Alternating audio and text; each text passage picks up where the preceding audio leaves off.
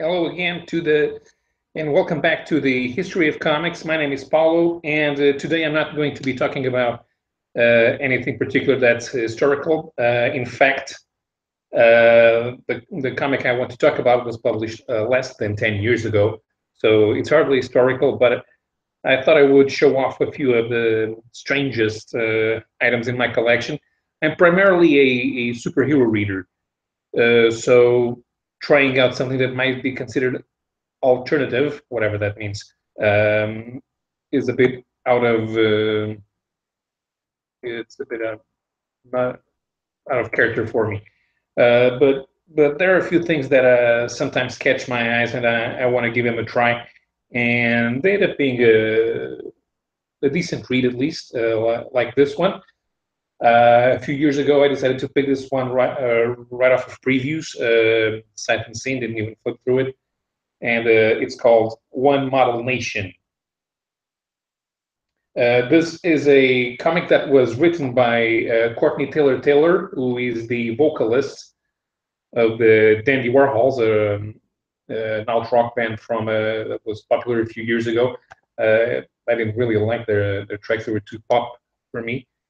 But he wrote this comic book. It was published in 2008 by Image Comics, and it's sort of a mockumentary that touches on the krautrock scene of the late 70s and their involvement with the Red Army faction, also, which was a terrorist group that is more famous as the Baader-Meinhof Gang, a political group that were active in terrorist missions in West Germany several years before the Berlin Wall fell. So I picked this up, and I thought it was interesting. Art is Courtney Taylor wrote the story with Donovan Leitch, and the gist of the art is done by Jim Rugg, who I don't know. And there's a bit of an intro that's done by Kerry Porter. So the intro starts here, and it's sort of the beginning of a mockumentary. And here, a journalist is trying to investigate what happened to the band One Model Nation. They're a fictional band; they do not exist. Although several musical acts from the time are referenced here. Ken are mentioned. An early member of the Tangerine Dream, Klaus Schulze, is mentioned. But what One Model Nation is supposed to be, they're presented here as a band that was started and took off in the scene and then disappeared mysteriously during the Baader-Meinhof affair. They are based on Kraftwerk. They're modeled after Kraftwerk. There are several instances where you can see the influences. Let's see if I can find here good. Okay. These are the band members. They have now the Baader-Meinhof Gang was a communist-inspired terrorist group, but so the scene was also involved with left-wing politics in West Germany at the time. But One Model Nation here, they choose a fascist visuals for themselves, and this is based on the same visuals that Kraftwerk used in their Man Machine album. There are also other references. For example, the studio that they're working off of is called Klang Klang, while the original Kraftwerk studio was called Kling Klang. Obviously, Kraftwerk became much more famous than this fake band did. But they're good. They're good to show off the story that Taylor wanted to tell. The krautrock scene basically disappeared during the 80s. It became no longer relevant. First with Glasnost being an influence in the rest of the communist world in Eastern Europe. and with hair bands becoming the main focus, and later with synth pop taking over in the electronic music scene as the more pop type sound, with the more popular with mainstream audiences. There were the guys that liked hair bands or supposedly heavy rock and roll sounds, and then there was the guys that liked to dance in the club scene with synth pop that are based on new groups like New Order. But so the krautrock scene disappeared. Kraftwerk eventually became a different type. They didn't become a different type. They stayed in the electronic genre, not pegged to anything, but always with their easily identifiable sound, and they continued to publish, but outside the mainstream world. Here's something interesting that I found on this page. Now, One Model Nation is partially edited by Mike Allred, and this character over here that appears with One Model Nation is clearly drawn by Mike Allred. He has a different style than the rest of all the characters, so Allred probably decided to change it for some reason.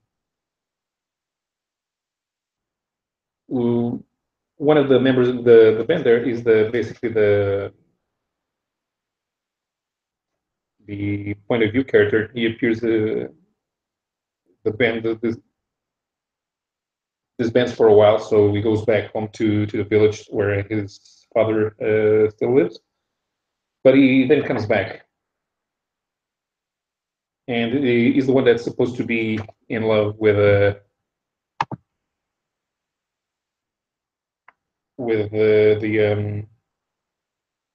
the journalist that became involved with the Baader-Meinhof Gang, Ulrike Meinhof.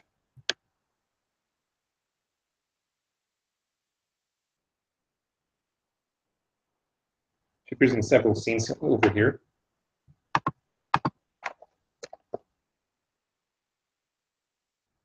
And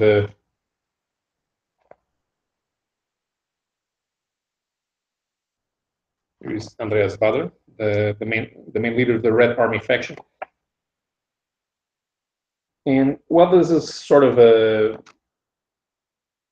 tale about the fake bandit, this mockumentary, there's room for some action sequences. For example,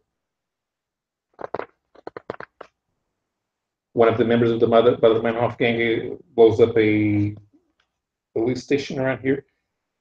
This is not the type of explosions that we're used to seeing in superhero comics. It sounds more subdued. It looks more subdued. There are no sound effects around here, and there's a few others. When Ulrike tries to, when Ulrike breaks out Andreas Baader from the jail.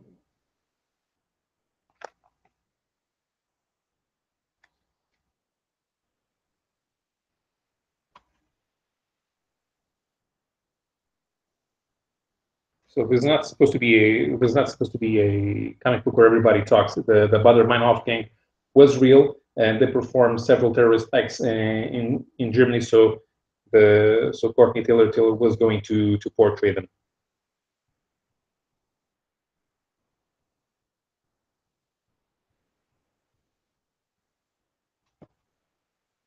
This kind of ends with the band members, One Model Nation, and some people associated with the Red Army faction imprisoned in the concert in Frankfurt am Oder. Now, there are two cities named Frankfurt in Germany, but in the 1970s, one of them was still in East Germany. So I'm going to chalk it up to a mistake by Taylor-Taylor, because bands that came from West Germany would not be allowed to play what appears to be some sort of dissident music in East Germany, no matter how communist affiliated they were. So they shouldn't be able to be playing in Frankfurt, and Frankfurt am Main. I'm sorry, Frankfurt am Oder is the regular Frankfurt. It is Frankfurt am Main. So they're shown here as being near the Polish border, and that would have been impossible. and they get arrested, and this is their final scene, the last time that they were seen, when they are simply called irrelevant by the Minister of Culture. So they disappear, and nobody cares about them anymore. Mr. Baader-Meinhof either dies or rots in prison, and it ends with the original art style, with the journalists doing the mockumentary decided there's nothing to explore here. So that's it. This is the original graphic novel that was published in 2008. And a few years later, it was republished by Titan with new artwork, with a new cover. Some artwork was redrawn. The book and the part of the story was removed. So it's basically just the regular action. Let me see if I can show you the other cover. Okay, one model mission. Right.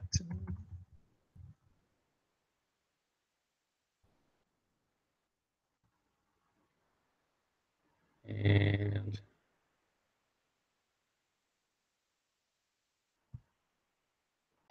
yes, okay.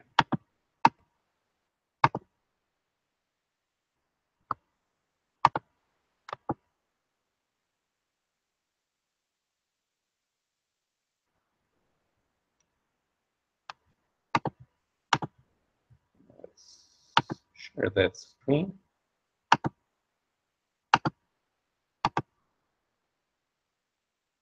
Okay, here it is. So I better cover the original as just studio equipment that's all painted in red, so it doesn't stand out very much. And here we can see the band and some parts from the story.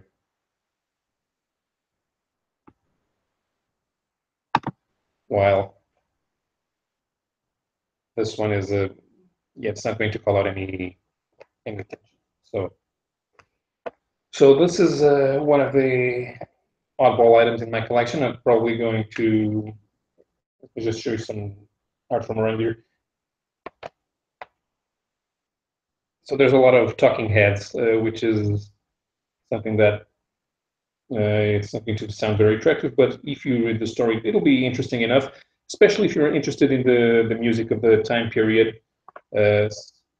The author, being a member of the Dandy Warhols, got some press when he did this graphic novel, and a lot more when we published it. So if you can look for the Titan version, I'm pretty sure that that's an interesting start, an interesting buy.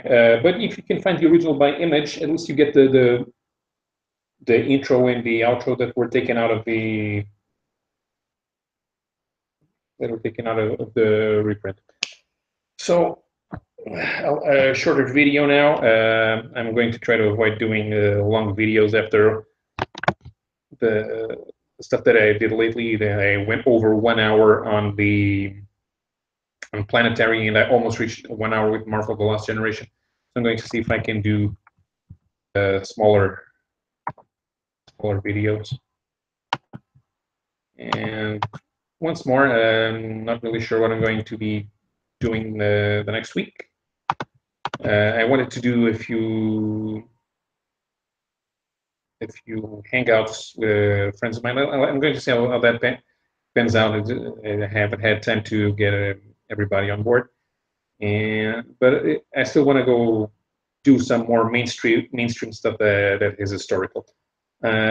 As for the next Oddball, it's not going to be next week. I'm not going to be doing a weekly series like I did with Wellstorm, but I think I have some interesting stuff that I can show you, including some that I've been also catching up on rereading. I actually forgot that I had bought this, so maybe next time I'll do this. It's a one-shot Magnus Robot Fighter that was an attempt at doing a reboot of the character that didn't work. I might do something about it for next time. So thank you very much for your time. I hope you give One Model Nation a try. If you're a fan of the Dandy Warhols, it's a comic book that you should try reading. If you're not, and you like a little story about music and its involvement in politics, it's there as well. And that's it. Thank you very much for staying with me. And until next time, keep reading old comics.